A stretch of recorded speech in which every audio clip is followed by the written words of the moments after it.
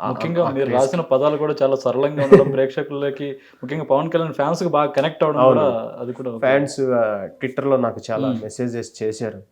అన్న ఇన్నాళ్ళు ఎక్కడున్నావు అన్నా, ఏమైపోయావు అన్నా, అసలు నిన్న ఒక్కో లైన్స్ మేము వింటుంటే అసలు మాకు గూస్ బంప్స్ వస్తున్నాయన్న. అసలు మా హీరో గారి కోసం ఇంత బాగా రాసావన్నా, అసలు చాలా ఎలివేషన్ ఉందన్న, లిరిక్లోనే ఉంది. మేము నార్మల్గా చదువుతుంటేనే అది ఏదోలా ఉంది. ఇంకా అసలు ఆ మ్యూజిక్లో ఆ పాట వస్తూ దానికి విజువల్గా పవన్ కళ్యాణ్ గారు అలా కొంచెం వార్ ఎపిసోడ్ లాగా ఫైట్ యాక్షన్ సీక్వెన్స్ అవి చేస్తూ ఆయన ఎక్స్ప్రెషన్లో ఒక వీరుడు, ఆ వీరమల్లు క్యారెక్టర్లో ఈ పాటలో ఆయన చూస్తుంటే చాలా అసలు మేము మైమర్చిపోతున్నామన్నా అని చాలా మెసేజెస్ వస్తున్నాయి. చాలా చాలా హ్యాపీగా ఉంది. అంటే చాలా రోజుల తర్వాత చాలా పెద్ద హిట్ అయింది సాంగ్.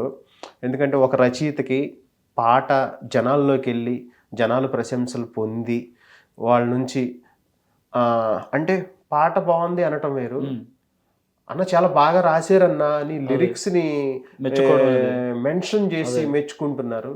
అలాగే నా అదృష్టం ఏంటంటే కీరవాణి సారు ఎవరు అడిగినా సరే ఈ పాట క్రెడిట్ రాంబాబు గోసాలకే ఇస్తాను అన్నట్టుగా చెప్తుంటే అసలు ఇంకా ఆయనకి పాదాభివందనం చేస్తూ